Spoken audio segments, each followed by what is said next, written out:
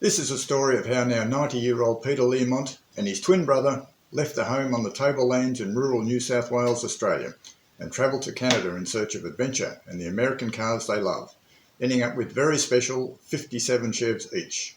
So over to you, Peter. Well, Jeff, this is my baby. I came off the citrus orchard. We worked so hard. We had 12 acres of citrus fruit. We'd unpack all this. We'd get cases of oranges, mandarins, lemons, stack them on the side of the road, 60 or 80 cases. And then the carrier would take them into the packing house. You had to belong to the packing house to put them in a box to take them to the market. And 3 weeks or 4 months later, Mum and Dad would get a bill for dumping them at sea. And we worked so hard. They were the most beautiful lemons, oranges, mandarins, grapefruit. Anyway, my twin brother and I, for somehow or other, we got a look at the Saturday Evening Post. And we just loved looking at this Saturday Evening Post. So we used to go in to the barber's shop and sit in the waiting room where they had these magazines. And we just look at these cars in the Saturday Evening Post. And I said to my twin brother, I'm going to America. And he said, I'm coming with you. But we'd always had jobs, and we chopped the wood for the hospital after school and so forth, and we'd saved up a few bucks. Anyway, we told our parents that we were going to go to America, and they helped us a bit. Anyway, when we got on the ship, to go through the Suez Canal, we got into real trouble. We didn't want to go to England, but unfortunately the only way to get to Canada was via England. So when we got in the Suez Canal, there was some terrible interruptions, and we were stranded in England, and the ship that we were booked on to go from England to Canada was cancelled, so they decided to send us with Scandinavian Airways. So that's what happened. But they landed us in the French part of Canada. And the Canadian French don't get on with the people in France. They don't get on with anybody in the world. But there was no way that they would give us a job in Canada, in Quebec. And we slept out on railway station seats for a few nights, and then somebody came up to us and they said, you would do better in Ontario. So we decided to hitchhike, and I remember at 4:01. But I got to this dot that we decided would be a small country town outside Toronto, and called Oshawa. So I got to Oshawa 2 days, and I slept out for 2 nights, and I went to the post office, and there was a message there for me from Don.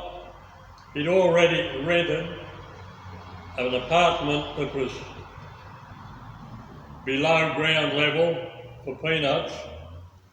He had a job lined up in a drugstore, and he had a job lined up for me, and the job he had, this beautiful girl called Joan Jackson, asked him to marry her, and Joan Jackson was the daughter of Walter Jackson, and you won't believe this, he was the foreman of the body shop of General Motors Export. We all got along very well, and in 1956 we got a message to say that no, you could not bring into Australia any American or Canadian cars because of some sort of strife with imports. So my twin brother, who was working with Joan Jackson, that's Walter Jackson's daughter, she asked him to marry her, and he married her, and in 1956 Walter Jackson put through the factory in Oshawa with only made cars for export, and in 1956, when he knew that his daughter wanted to marry my twin brother, he put through in 1956 to 1957 Bel Air hardtop, 2-door and 4-door Chevrolets. This was the Bel Air 4-door pillarless, and he put them through the paint shop twice and put heavy shocks and springs on them and put white wall tyres on them, and we drove them off the factory floor,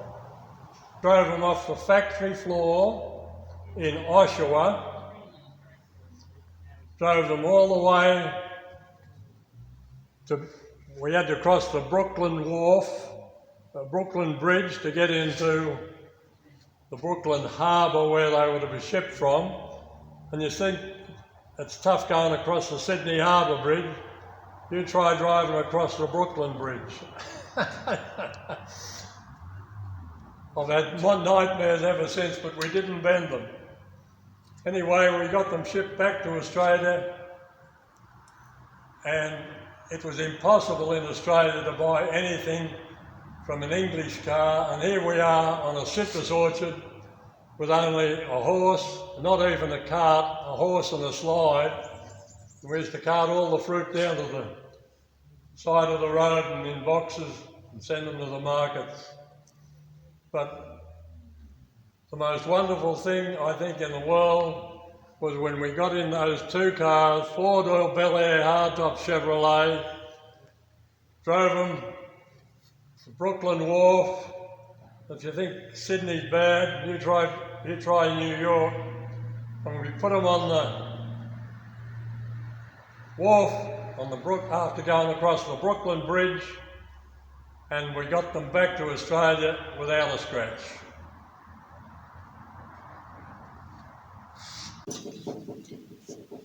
Thanks, Peter.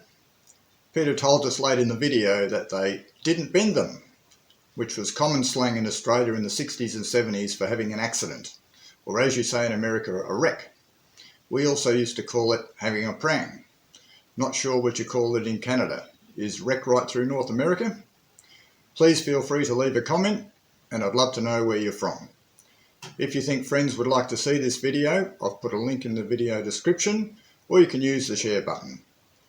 This is part 1 on Peter and his 57 Chev. If you'd like to see part 2, click on the subscribe button, and thanks for watching.